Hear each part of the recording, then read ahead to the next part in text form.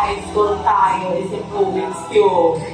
Like, yung Rubik's Cube ay hindi na ako, like, nalagigilin dahil sa mga tunog.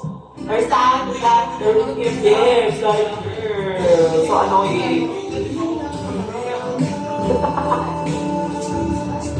What is the best compliment?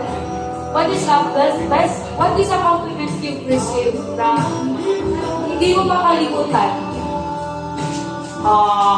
For me, siguro is, for me ha, yung mga tanggap ako ng compliment na like, Paano? ang wait lang, like compliment na, like,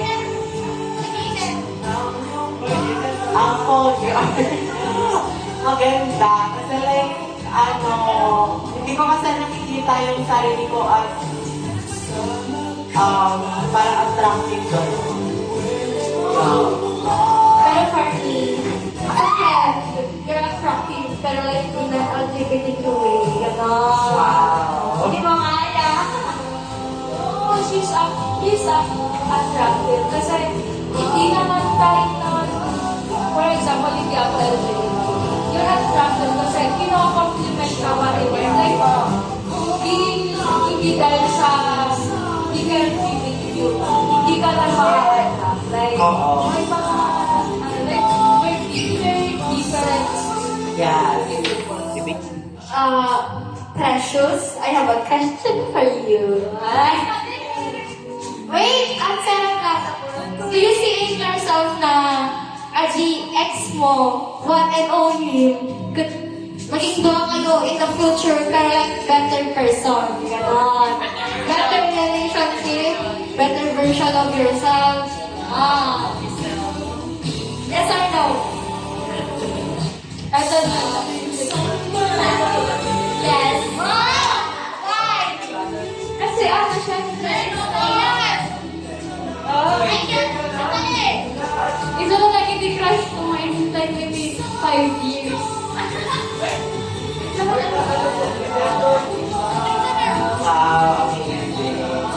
Ito, Brenna. I have a question for you. What is the difference of you in the class and you when you are alone? Yes. Think of each happy. Yes. Parang first of all, medyo positive din sa school, dun sa bahay, medyo negative. Sa bahay kasi, like, introvert ako, gano'n. And I don't really communicate and talk with my family. I want to be alone. And kapag, kumakain kami, I prefer to eat in my room. Tapos, dito naman sa room, or classroom natin, medyo,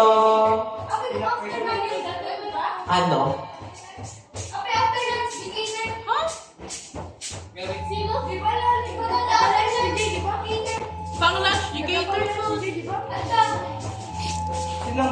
sa room, okay guys, sa classroom naman, Sige, Zia! I have a question for wait you. lang, di ba ako natapos? Ay, sorry. Sa classroom, parang hindi ko kasi pinapaano na ngayon yung bad energy or negative energy na nakukuha ko sa bahay. Siguro is medyo laughable.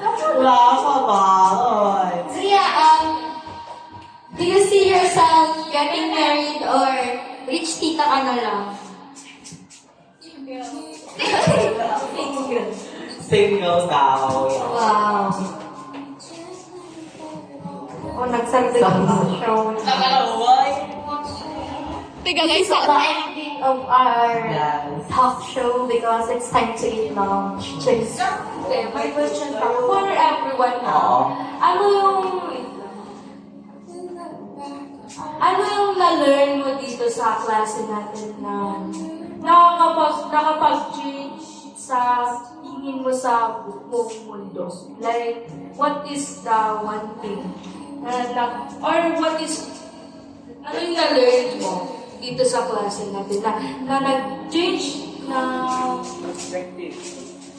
nag-change Oo. sa ano lang. Feel mo para sa akin. Ako muna. Okay.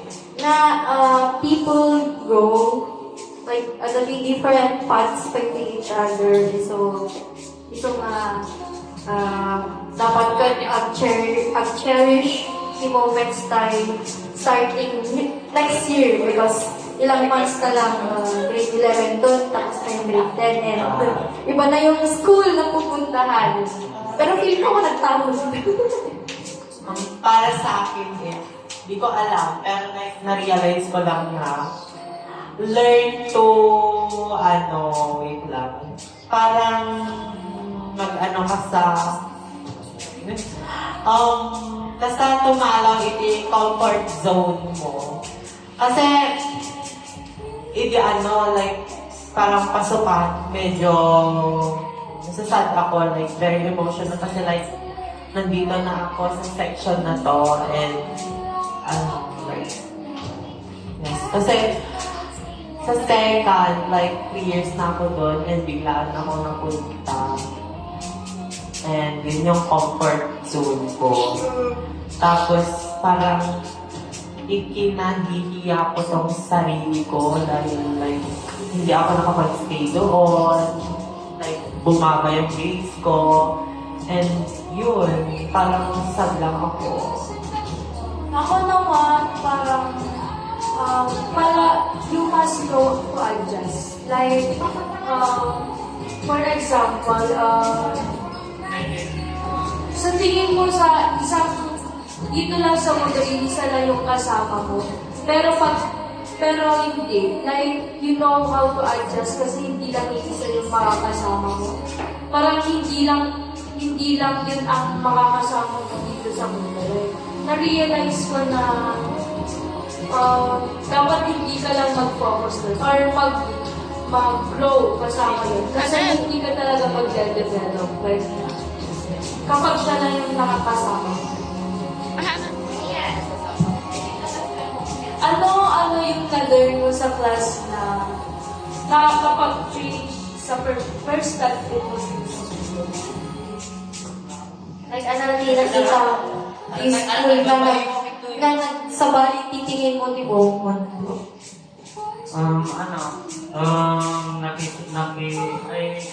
May barbar ka na nalalaing. Kada good influence. Hindi lang. Same answer with Chanel na dapat i-cherish yung mga moments.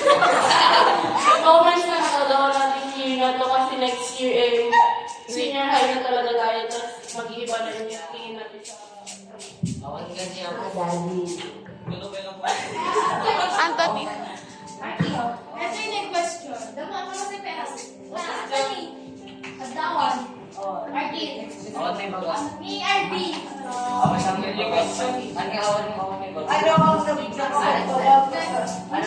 OMG.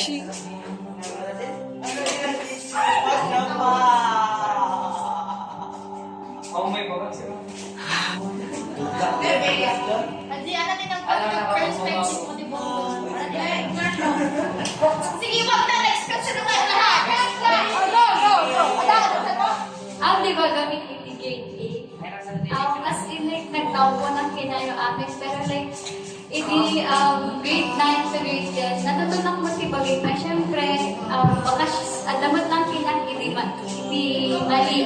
Baka siyang lang di mali so ang kadyo. Zia, answer mo? Next question.